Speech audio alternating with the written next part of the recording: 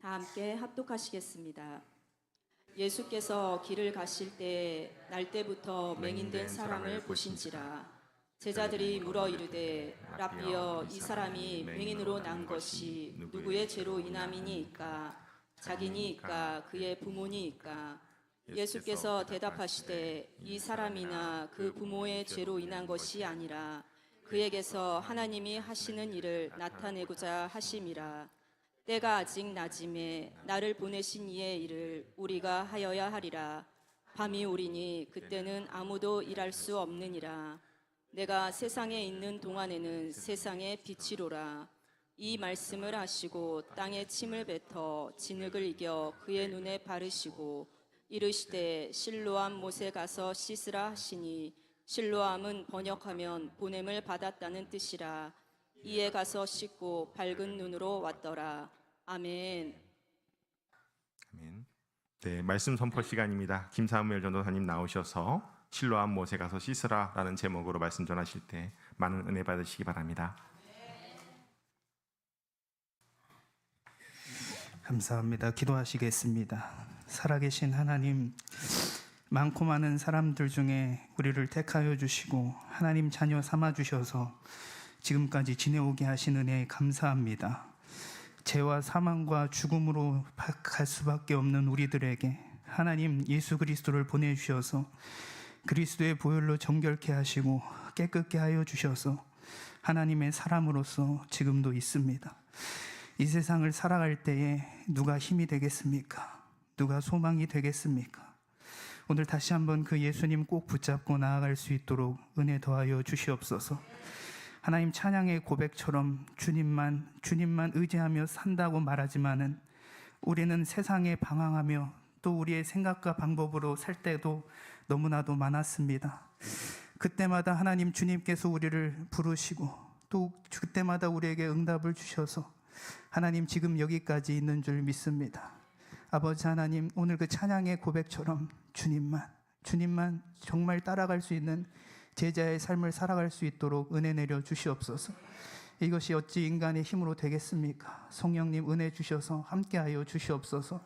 오늘도 주의 말씀 두렵고 떨리는 마음으로 섰습니다. 주여, 인간의 재능이 아니라 인간의 말이 아닌 하나님의 말씀이 들려지게 하여 주시고 오늘도 내 영혼이 살아나는 귀한 시간이 될 수 있도록 은혜 더하여 주시옵소서. 담임 목사님 영육간의 강건함으로 허락하여 주시고 집회 때마다 놀라운 하나님의 역사가 일어날 수 있도록 은혜 더하여 주시옵소서. 장로님들과 원로 장로님들을 축복합니다. 그들 하나님 영육간의 강건함으로 인도하여 주셔서 남은 생에 하나님과 동행하며 살아갈 수 있도록 은혜 주시옵소서. 아버지, 몸이 아픈 자 있습니다. 영적으로 병든 자 있습니다. 하나님, 인생의 치유받기를 원합니다. 예수의 이름으로 고쳐지고 힘없는 귀한 시간이 될 수 있도록 우리를 인도하여 주시옵소서. 감사드리며 예수님 이름으로 간절히 기도합니다. 아멘. 할렐루야. 우리 앞뒤 좌우로 이렇게 인사했으면 좋겠습니다. 우리 하나님이 소망이십니다. 믿으십니까? 아멘. 우리 하나님의 소망이신 줄 믿습니다. 정말 찬양 은혜 받았습니다. 감사합니다. 정말 은혜 받았습니다. 여러분, 인생에는 타고난 팔자와 운명이 있다고 합니다. 요즘 현대인들은 자신의 운명을 흙수저, 은수저, 동수저라고 자신의 인생을 판단합니다. 사진 한번 넘겨주시죠.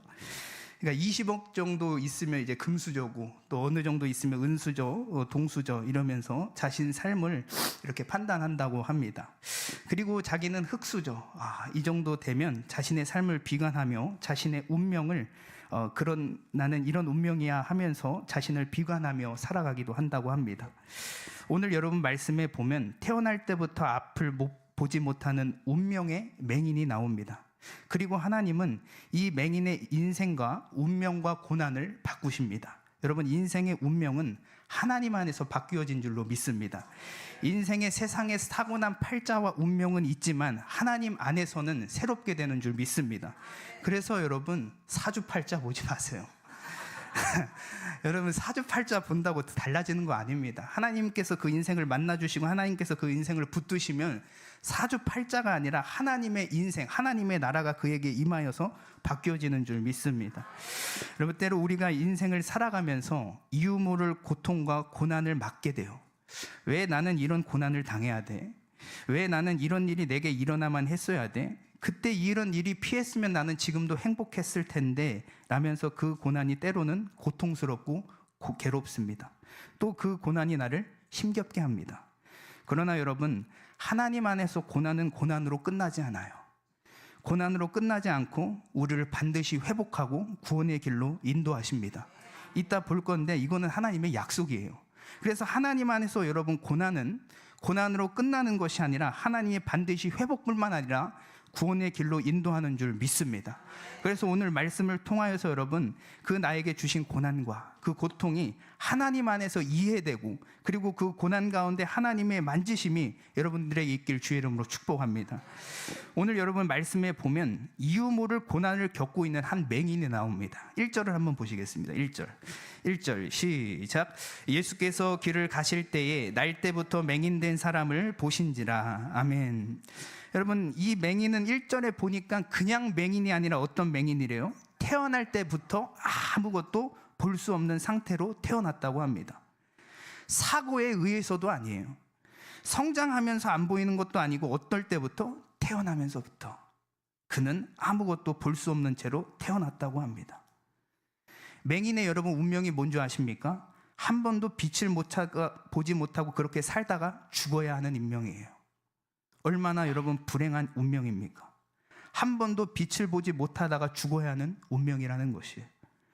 예수님 당시에 여러분 질병이나 사고로 장애가 있는 사람들이 있었어요. 그들은 예수님을 향해 소리치고 고쳐달라고 애원도 하였지만 오늘 태어날 때 이 맹인은 예수님께 소리치지도 않아요. 예수님을 붙잡지 않아요. 그런데 여러분 놀라운 일이 생겨요. 그 맹인에게 예수님이 오셨어요. 여러분 이것이 기적이에요. 내 인생이 깜깜합니까? 내 인생이 보여지지 않고 절망적인 상태가 있습니까? 그러나 예수님은 당신을 포기하지 않으세요. 여러분 우리는 예수님을 부를 수 없고 볼 수도 없는 영적인 절망적인 상태를 만날 때가 있을까요? 없을까요? 있으니까 질문하는 거예요. 영적으로도 육적으로도 눈이 가지러진 상태가 있어요. 그런데 여러분 이 맹인이 눈이 안 보이는 것보다 더 힘들게 하는 것이 뭔지 아십니까? 그건 마음이에요.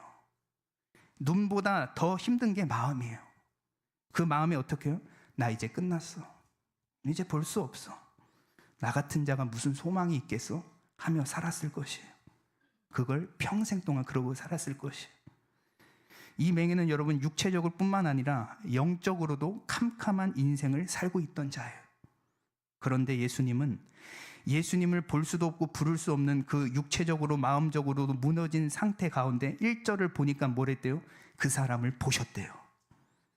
예수께서 길을 가실 때 날 때부터 된 사람을 보신지라.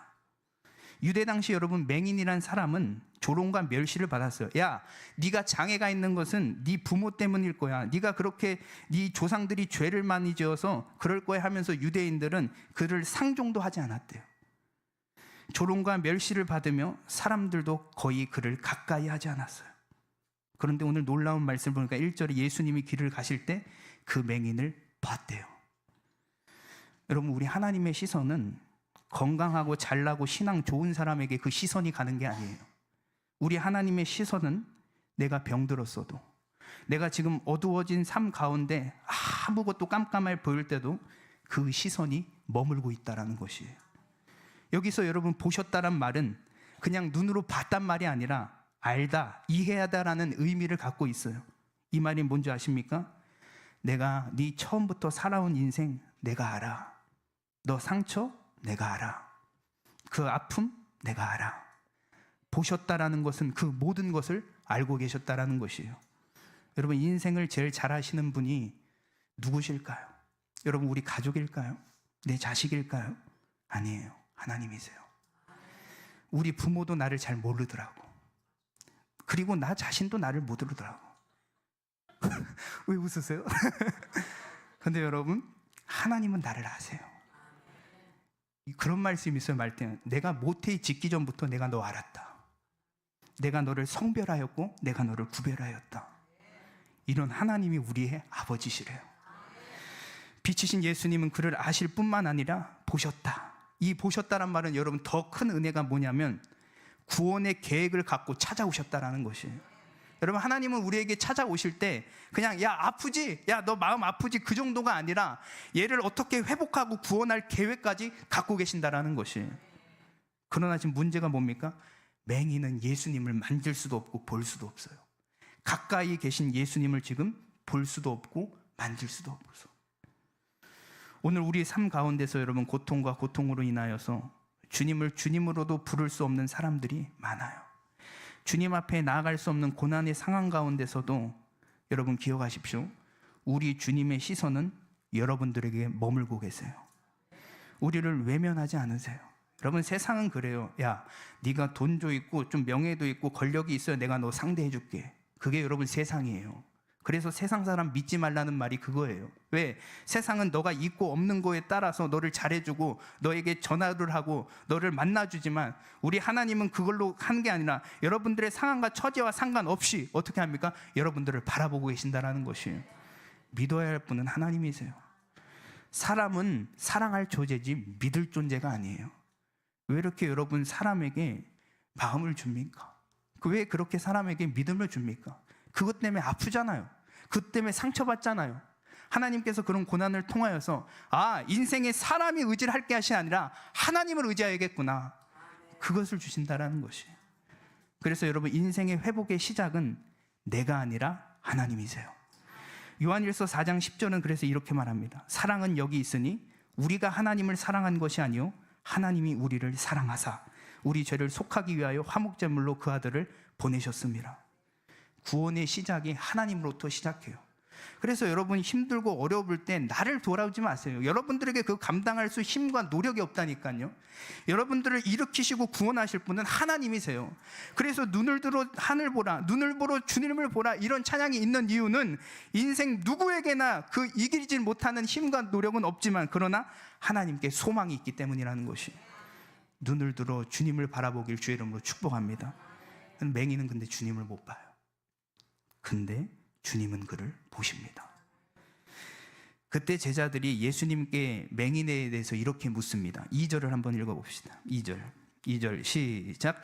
제자들이 물어 이르되 라삐여, 이 사람이 맹인으로 난 것이 누구의 죄로 인함입니까? 자기이니까 그의 부모이니까. 아멘. 보세요, 제자들은 예수님께 이렇게 말해요. 예수님, 제 장애가 있잖아요. 저 장애는 왜 그런 고난을 당합니까? 그 고난은 누구의 죄 때문입니까? 그 자기입니까? 부모입니까? 라고 예수님께 물어봅니다. 당시 여러분, 그 시대 사람들이 가지고 있던 생각이 뭔지 아십니까? 모든 고난과 불안과 질병은 죄의 결과로 여겨졌다 했다는 사상을 갖고 있었어요. 그래서 제자들도 이러한 사상을, 맹인을 바라보고 있다는 것이에요. 물론 여기서 우리가 놓쳐지지 말아야 될 것은 하나님께서 아름답게 창조된 하나님의 나라가 고통과 질병이 들어온 것은 인류가 죄를 지은 결과가 맞지만, 그러나 현재 있는 고난과 모든 고난을 죄라고 할 수 없다라는 것이에요. 여러분, 이것이 오늘날 세상의 시선이에요. 제자들의 시선이 이런 시선이에요. 야, 네 고난당한 거 이유가 있을 거야. 그 원인이 있어야 하면서 어떻게 합니까? 사람을 판단하려고 들어요. 그리고 따져 묻기를 좋아하는 게 세상이에요. 원인과 결과를 말하려는 게 세상이라는 것이에요. 그래서 맹인은 이것을 들으면서 더 마음이 아팠을 것입니다. 그때 예수님께서 그 제자들의 질문을 다 잠재웁니다. 3절을 한번 보시겠습니다. 3절 시작. 예수께서 대답하시되 이 사람이나 그 부모의 죄로 인한 것이 아니라 그에게서 하나님이 하시는 일을 나타내고자 하심이라. 아멘. 평생 동안 자기 마음에 야, 나는 죄 지은 자야, 나는 틀려먹었어 하면서 그 죄책감이 있었을 것이에요. 근데 평생에 단 한 번도 듣지 못한 하나님의 음성을 듣습니다. 뭡니까? 이 사람이나 그의 부모의 죄로 인한 것이 아니라 그를 통해서 하나님의 하시는 일을 나타내고자 함이라. 펜이 있으시면 한번 밑줄을 그으세요. 그를 통해서 하나님께서 하시는 일을 나타내고자 하십니다. 예수님과 제자들이 달리한 건 뭡니까? 예수님이 그 고난을 통해서 뜻이 있다고 말씀하세요. 주님은 어둠으로 눌려있던 그 맹인에게, 죄책감과 어떤 기대한도 소망이 없던 자에게 주님은 이렇게 말씀해요. 너를 통해서 내가 일할 거야. 너를 통해서 하나님의 일을 나타내실 것이야. 평생 들어보지 못한 얘기예요. 예수님으로부터 듣는 것이에요. 하나님의 관점이 뭔지 아십니까? 너를 통하여서 하나님의 하시는 일을 나타내고자 하신다라는 것이에요. 때로는 여러분, 우리가 인생에 이해할 수 없는 고난과 아픔이 있어요. 인생에 여러분 고난 없는 사람은 없습니다. 때로는 우리가 이해할 수 없는 상황과 우리에게 왜 이런 일이 일어나지? 왜 하나님은 나에게 이렇게 대우하시지? 만나고 싶지 않는 고난 앞에서 어떻게 합니까? 우리는 절망하고 좌절할 때가 있어요. 그러나 여러분, 그 고난에서 고난으로 끝나는 것이 아니라 저와 여러분들을 통해서 그 고난을 통해서 하나님께서 일을 나타내신 줄 믿습니다. 고통 속에서 문제도 하나님의 일하심을 바라보는 여러분, 믿음의 눈이 열려지길 주의 이름으로 축복합니다. 이런 맥락에서 어떤 주석가가 이렇게 말해요. 당신의 질병이나 비극이나 고통 당할 때 왜 이런 일이 내게 일어납니까? 내가 지금 뭘 잘못했습니까? 라고 묻지 않도록 주의하라. 대신 이 시련을 이길 힘과 일어나는 일을 더 분명하게 볼 안목을 하나님께 구하라. 여러분, 어떤 질병이나 비극이나 고통을 당할 때 하나님 이게 뭡니까? 내가 뭘 잘못했습니까? 라보단 뭡니까? 하나님, 이것을 통하여서 먼저는 이길 힘을 주시고 그리고 하나님을 볼 수 있는 안목을 주십시오. 그렇게 여러분 구하세요. 반드시 하나님께서 하실 일을 여러분들에게 나타낸 줄 믿습니다. 그래서 하나님 안에서 고난으로 끝나는 것이 아니라 하나님의 일이 있으실 것이에요. 그렇다면 여러분 생각을 해보십시오. 그렇다면 하나님의 일은 뭘까? 하나님의 일이 뭐길래 그렇게 하나님의 일을 말하시는 걸까? 4절과 5절을 한번 보겠습니다. 하나님의 일이 뭔지 4절과 5절 시작. 때가 아직 낮음에 나를 보내신 이의 일을 우리가 하여야 하리라. 밤이 오리니 그때는 아무도 일할 수 없느니라. 내가 세상에 있는 동안에는 세상의 빛이로다. 아멘. 4절에 보면 예수님께서 뭐라고 합니까? 낮음에 나를 보내신 이의 일을 우리가 해야 한다고 합니다. 그렇다면 나를 보내신 아버지의 일이 무엇일까? 라고 했을 때 요한복음 6장 보십시오. 요한복음 6장 39절과 40절. 그 하나님의 일은 무엇인가? 요한복음 6장 39절과 40절은 이렇게 말씀하고 있습니다. 함께 읽습니다. 시작. 나를 보내신 이의 뜻은 내게 주신 자 중에서 내가 하나도 잃어보지 아니하고 마지막 날에 다시 살리는 이것이니라. 내 아버지의 뜻은 아들을 보고 믿는 자마다 영생을 얻는 이것이니 마지막 날에 내가 이를 다시 살리리라 하시니라. 아멘. 우리 아버지 하나님의 뜻이 뭔지 아십니까? 저와 여러분들 살리는 것이에요. 우리에게 영원한 생명을 주시는 것이에요. 어둠에서 빛으로 인도하시는 것이 뭡니까? 하나님 아버지의 뜻이라는 것이에요. 그리고 주님은 다시 9장으로 넘어와서 9장 5절에 이렇게 말씀하십니다. 내가 세상에 있는 동안에는 세상의 빛이로다. 이 말씀에게는 여러분 맹인에게 큰 힘이 되었을 것이에요. 평생 운명처럼 어둠만 보고 살아가다가 빛이라고? 예수님이 빛이라고? 이 사실을 듣게 된 것이에요. 평생의 어둠만 보고 살아간 그 운명에게 주님은 뭐라고 합니까? 내가 빛이야. 그리고 제자들에게 뭐라요? 내가 곧 길이요 진리요 생명이니 나로 말미암지 않고는 아버지께로 올 자가 없느니라. 그래서 여러분, 우리의 삶 가운데 수많은 문제와 가운데서 소망이 있는 것은 이 세상이 여러분 아무리 컴컴할지라도 내 인생에 아무리 엄담할지라도 빛 대신 주가 계시면 소망이 생기는 것이에요. 지금 맹인에게 나타나시는 분이 누구십니까? 빛 대신 예수님이세요. 그 하나님의 뜻이 무엇입니까? 너를 살리는 것이에요. 요한복음에 보면 마귀가 하는 것이 뭡니까? 너를 죽이고 멸망시킨 것이지만 우리 주님은 여러분들을 살리시는 것이에요. 여러분, 우리가 인생 가운데 아무리 어두운 상할지라도 고통이 있다 하더라도 하나님께서 우리를 통해서 하나님의 일을 지금도 행하고 계십니다. 그리고 그 주님은 날 때부터 한 번도 빛을 못한 맹인에게 하나님의 일을 진짜 나타내십니다. 6절과 7절을 보세요. 하나님께서 그 일을 어떻게 진행하시는가? 6절과 7절입니다. 시작. 이 말씀을 하시고 땅에 침을 뱉어 진흙을 이겨 그의 눈에 바르시고 이르시되 실로암 못에 가서 씻으라 하시니, 실로암은 번역하면 보냄을 받았다는 뜻이라. 이에 가서 씻고 밝은 눈으로 왔더라. 아멘. 놀랍지 않습니까? 평생 운명처럼 그렇게 어둠만 보고 살은 자가 7절에 뭡니까? 이에 가서 씻고 밝은 눈으로 왔더라. 근데 여기서 여러분 6절을 한번 보세요. 6절에 보면 그냥 말로 하나님께서 야, 너 고쳐질 거야 이렇게 말씀하시면 되는데 뭐랍니까? 이 말씀을 하시고 땅에 침을 뱉어 진흙을 이기셨대요. 그리고 그의 눈에 바르셨대요. 이렇게 치유하신 장면은 요한복음에 여기 본문 하나밖에 나오지 않습니다. 요한복음 저자는 여러분 이것을 기록함으로써 지금 무엇을 말하는 것일까요? 여러분, 흙은 창세기에 보면 뭐라고 합니까? 하나님께서 인간을 창조하실 때 흙으로 만드셨어요. 창조하실 때 쓰여지는 도구가 흙이에요. 다시 말하면 인간의 회복은 하나님이신 예수님을 통해서만 이루어진다라는 것을 지금 보여주고 계신다라는 것이에요. 여러분, 핸드폰이 고장나면 어디 가야 됩니까? 핸드폰을 만든 AS한테로 찾아가야 돼요. 인간이 여러분 고장나고 회복되는 곳은 세상이 아니라 사람이 아니라 주님의 품인 줄 믿습니다.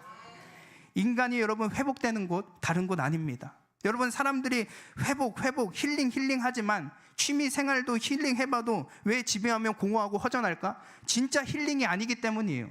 진짜 회복은 어디서 일어나냐? 친구도 아니고 취미 생활도 아니고 세상도 아니라 하나님 아버지 품인 줄 믿습니다. 오늘 주님은 아무도 손볼 수 없는 그의 눈을 만지셨다라는 것은 뭡니까? 그의 삶에 손을 대셨다라는 것이에요. 그리고 맹인에게 그렇게 말씀하세요. 이르시되 실로암 못에 가서 씻으라. 실로암은 번역하면 보냄을 받았다는 뜻이라. 이에 가서 씻고 밝은 눈으로 왔더라. 예수님이 지금 어디로 가라고 하십니까? 실로암. 실로암은 여러분 올이나 되는 먼 길이었대요. 그리고 이 물이 많이 낮아서 씻을 때 무릎을 꿇거나 엎드려야지만 씻을 수 있다고 합니다. 제가 보여드릴게요. 실로암이 하면 그냥 눈을 씻어서 이렇게 씻는 것이 아니라 무조건 무릎을 꿇어야 돼요. 그리고 엎드리거나 그 물로 이렇게 씻어야 돼요. 그러니까 실로암을 상징하는 것은 뭡니까? 말씀에 엎드리라는 것이에요. 하나님 말씀에 엎드리라는 것이에요. 근데 여러분 이상해요. 여러분, 소경이 지금 눈을 뜬 상태입니까? 뜨지 않는 상태입니까? 뜨지 않는 상태예요. 예수님이 지금 진흙만 바르셨지 흙으로 눈으로 바르셨지 눈이 아직 안 뜬 상태예요. 근데 뭐라고 합니까? 안 뜬 상태에게 야, 실로암으로 가라. 말이나 됩니까? 눈을 떠야지 어디든 가죠. 근데 눈을 뜨지 않고 그냥 흙으로 발았는데 실로암 못으로 가라고 하십니다. 근데 놀라워요. 이 맹인이 왜요? 그럼 나 어떻게 가요? 물어보지 않았어요. 움직입니다. 그리고 실로암 못으로 갑니다. 여러분 생각해 보세요. 그가 움직일 수 있었던 이유가 뭘까요? 지금 아무것도 보이지도 않잖아요. 캄캄하잖아요. 내 인생에 지금 아무것도 지금 이루어진 것도 없잖아요. 근데 가래요. 이게 무엇을 말합니까? 바로 하나님의 말씀에 능력이 있다는 것이에요. 그 말씀에 신뢰하고 순종으로 나아간 것이에요. 눈이 보이진 않지만 말씀이란 빛이 내게 임하니 회복의 자리로 인도하는 것이에요. 주님 어떻게 갈까요? 어디로 가야 될까요? 물어보지 않고 그 말씀이 내게 들어오니까 인도된다라는 것이에요. 여러분, 오늘 우리 삶 가운데서도 현실을 바라볼 때 불가능해 게 보일지라도 하나님의 말씀을 듣고 나아갈 때 여러분 우리도 회복되는 줄 믿습니다. 그의 눈이 회복되는 것은 여러분 실로암 연못에 능력이 있는 것이 아니라 하나님의 말씀에 능력이 있다라는 것이에요. 그 말씀에 나아가 엎드려 순종했더니 그 나아가 엎드려 그 실로암에서 하나님의 말씀을 듣고 나아갔더니 그의 눈이 밝아지게 되는 것이에요. 여러분, 우리의 삶을 그럴 수 있어요. 하나님, 이 말씀이 쟤랑 뭐가 맞습니까? 아니, 인생이 지금 이렇게 답답하고 힘든데 나에게 왜 말씀을 하십니까? 나 못 가요. 나 안 돼요. 아니요, 가셔야 돼요. 여러분, 우리에게 능력이 있는 것이 아니라 하나님 말씀에 능력이 있는 것이에요. 여러분, 오늘 우리의 삶 가운데 이해되지 않는 일, 캄캄한 상황일지라도 우리가 해야 될 것은 이거예요. 주님의 음성을 듣고 믿음으로 말씀에 반응하셔야 돼요. 신앙생활은 말씀에 반응하는 것이에요. 여러분, 우리가 신앙생활을 하면서 여러분, 우리가 정말 경계해야 될 것은 여러분의 생각과 느낌을 조심하셔야 돼요. 야, 하나님 나 지금 느껴져. 나 지금 하나님을 믿고 있는 것 같아. 그건 여러분의 감정이에요. 그럼 신앙생활은 뭐냐? 말씀이 나에게 무엇을 요구하느냐? 말씀이 지금 나를 뭐라고 말하느냐? 그걸 믿고 나아가셔야 되는 것이에요. 여러분, 오늘 우리가 해야 될 것은 주님의 음성을 듣고 실로암이란 못에 가서 엎드리셔야 돼요. 여러분, 주님이 멈춰라 하면 멈추고 가라 하면 가는 것이에요. 여러분, 창세기 12장에 보면 하나님께서 아브라함에게 나타나서 야, 그 땅을 떠나서 다른 데로 가라라고 했을 때 하나님께서 그에게 지도도 주시지 않았어요. 내비게이션도 주시지 않았어요. 근데 그가 어떻게 갔을까요? 말씀에 순종하고 갔더니 하나님께서 그 길을 여시는 것이에요. 그 말씀은 여러분, 우리를 생명의 자리로 인도하십니다. 여러분, 하나님의 말씀을 순종이라는 것은 이해돼서 하는 게 아니에요. 말씀이 이해가 돼서 순종하는 것이 아니라 순종은 뭐냐? 믿음으로 하는 것이에요. 여러분, 담임 목사님이 무엇을 하자라고 해도 우리가 이해돼서 순종하는 것이 아니라 믿음으로 하는 것이에요. 왜? 하나님께서 담임 목사님을 세우셔서 하게 하시는 말씀이 있기 때문에. 우리 담임 목사님 기도하는 목사님이에요. 그래서 기도하는 목사님이 뭘 하자라고 했을 때 우리는 같이 협력해서 가면 되는 것이에요. 이해가 돼서 순종하는 것이 아니라 믿음으로 하는 것이에요. 여러분, 실로함의 능력이 있는 것이 아니라 빛이신 주의 말씀에 엎드릴 때 능력이 있는 줄 믿습니다. 내 눈이 캄캄해도 괜찮아요. 어둠 가운데 있어도 괜찮아요. 근데 여러분, 놓치지 말아야 될 것은 주의 말씀에 엎드리셔야 돼요. 그 말씀에 순복하고 나갈 때 주님은 여러분들의 삶에 여실 줄 믿습니다. 구약의 나아만 장군을 보세요. 몸에 문둥병에 걸려서 엘리야에게 찾아와요. 근데 엘리야라는 제사장이 그래요. 나아만 장군이 왔으면 아유, 장군님 잘 오셨습니다 하면 되는데 쳐다보지도 않았대요. 그리고 종을 시켜서 요단강에서 야, 7번 씻고 가라 그래 라고 했대요. 나아만은 화가 났습니다. 그 요단강에 가니까 물이 더럽고 그렇게 보이니까 뛰쳐나가고 싶었어요.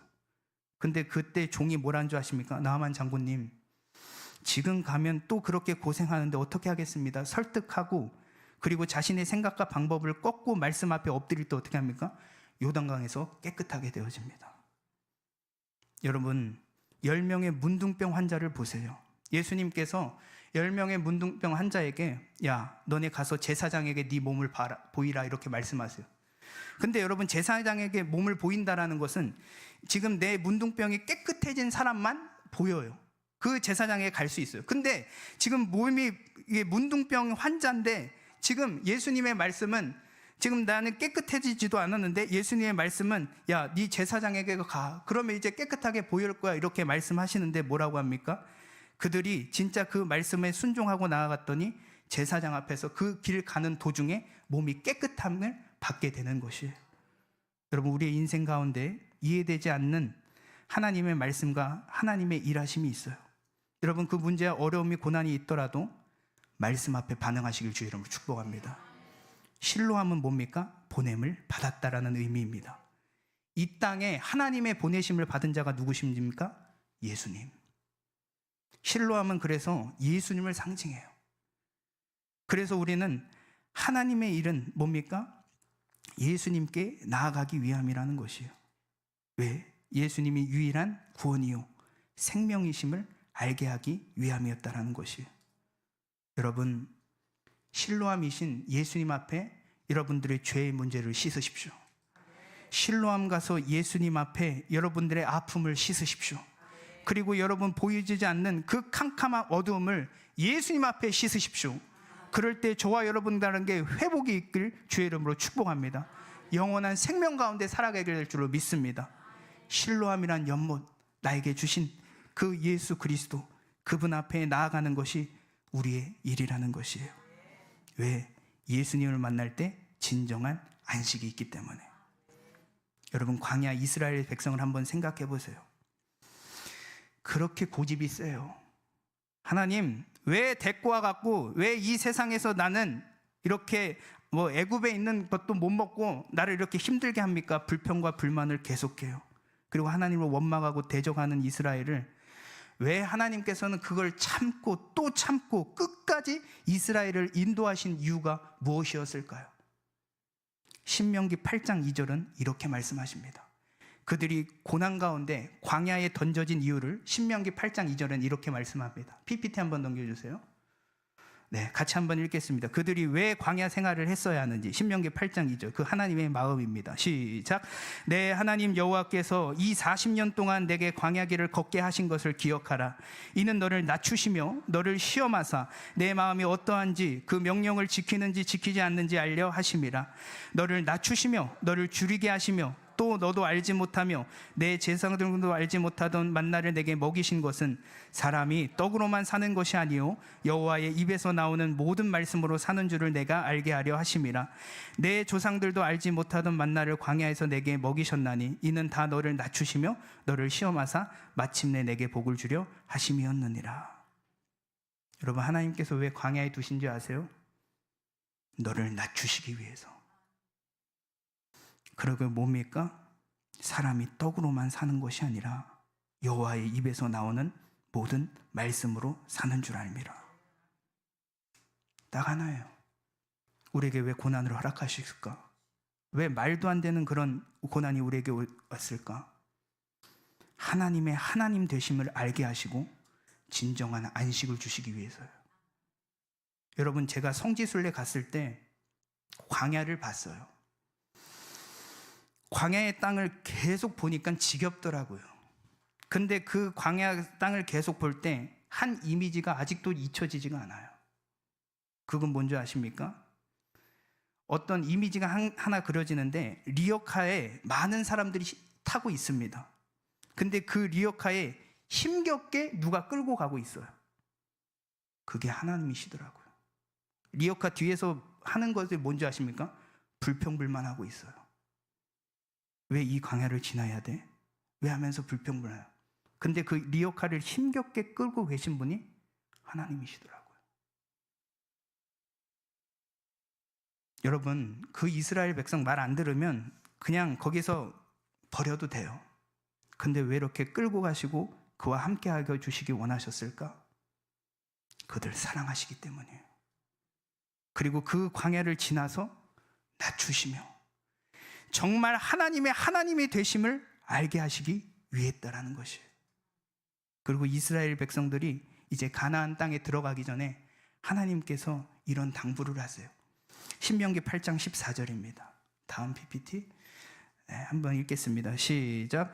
내 마음이 교만하여 내 하나님 여호와를 잊어버릴까 염려하노라. 여호와는 너를 애굽 땅 종 되었던 집에서 이끌어내시고 너를 인도하여 그 광대하고 위험한 광야 곧 불뱀과 정갈이 있고 물이 없는 간주한 땅을 지나게 하셨으며 또 너를 위하여 단단한 반석에 물을 내셨으며 내 조상들도 알지 못하던 만나를 광야에서 내게 먹게 이셨으니 이는 다 너를 낮추시며 너를 시험하사 마침내 내게 복을 주려 하심이었느니라. 그러나 내가 마음에 이르기를 내 능력과 내 손의 힘으로 내가 이 재물을 얻었다 말할 것이라. 14절에 보면 뭐라고 합니까? 내가 네 마음이 교만하여서 하나님을 잊어버릴까 내가 그거 염려해. 너 인생에 고난 없이 그렇게 아무렇게 살잖아? 교만해질 수 있어. 하나님을 잊어버릴까 염려하노라. 이것이 우리 아버지 하나님의 마음이에요. 여러분, 인생은 조금만 잘 나가고 고난이 없으면 행복해질 것 같죠?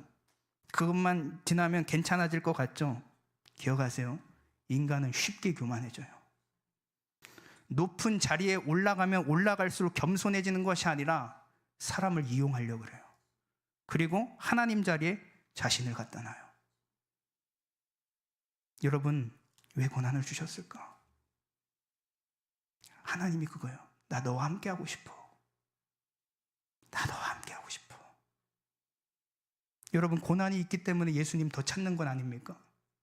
고난이 있었기 때문에 여러분 주님을 더 갈망하지 않았습니까? 저에게도 여러분 7년 전에 암이 찾아왔어요. 아직도 제가 왜 그런 고난을 당해야 되는지 모르겠어요. 이해가 되지 않아요. 그런데 여러분, 제게 분명한 것이 있는데 그게 뭔지 아십니까? 진정한 안식을 주시는 예수님과 가까워졌어요. 진정한 안식을 주시는 그 예수님이 저에게는 분명해졌어요. 그래서 여러분, 그 암이 여러분 어떻습니까? 그렇기 때문에 매번 약하고 내 힘으로 안 되기 때문에 주님께 엎드릴 수밖에 없었어요. 여러분, 그 고난을 만날 때 우리 가정이 한 일이 뭔지 아십니까? 하나님께 다 엎드리기 시작했어요. 주님께 엎드릴 때 하나님은 하나님의 길로 인도하시더라는 것이죠. 여러분, 그 암이 사라지고 나서 또 저에게 고난이 없을까요? 아니요, 고난 많아요. 사람에 대한, 또 문제에 대한, 걱정에 대한, 미래에 대한. 근데 그것 통해서 하나님 앞에 나아가게 되더라고요. 어떤 선교사님이 저랑 차를 타고 이런 말을 하셨어요. 사무엘 전도사, 당신 그때 그 암이 없었으면 당신 진작 죽었어. 전 진짜 그 하나님의 음성으로 들리더라고요. 여러분, 그 고난을 안 만났으면 여러분들 인생이 어떻게 될 줄 몰랐어요. 그런데 그 하나님의 그 도우심과 또 하나님의 영광을 나타내기 위해서 우리에게 예수를 주시고 그 고난을 통해서 예수님만 바라보게 하신 하나님을 기억하세요. 여러분, 그때 진정한 치유와 회복과 구원이 있는 것이에요. 나를 고난에 두시는 것은 더 하나님을 바라보게 하시기 위함이에요. 사랑하는 여러분, 우리가 오늘 가야 할 장소는 실로암, 보내심을 받은 예수의 품인 줄 믿습니다. 주님은 그곳에서 반드시 저와 여러분들의 삶 가운데 회복을 주실 줄 믿습니다. 이제는 현재 있는 고난과 왜 나에게 이런 고난이 있을까가 아니라 이 고난을 피했으면 더 좋았을 텐데가 아니라 하나님의 일을 기대하며 나아가길 주의 이름으로 축복합니다. 주님은 오늘 우리에게 말씀하세요. 실로암 못에 가서 씻으라. 주님 앞에 나와 회복을 얻으라. 고통이 있는 자든 고난이 있는 자든 병든 자든 좌절한 자든 실로암의 회복이 있으니 내게 나오라는 것이에요. 매 순간 실로암에 가서 불가능한 상한 심령으로 주님 앞에 나아가세요. 그리고 그 회복과 여러분들의 영적인 눈이 밝아지길 주의 이름으로 축복합니다. 보내신 그 가정, 그 세상, 그 직장, 그 교회 가운데 여러분들이 낮아져 주님의 빛을 밝혀보는 저와 여러분 되길 주의 이름으로 축복합니다. 그렇게 살아갈 때에 저와 여러분들이 하나님의 얼굴을 더 뚜렷이 보고 하나님과 함께하는 저와 여러분들의 삶 가운데 은혜가 있길 주의 이름으로 축복합니다. 기도하겠습니다.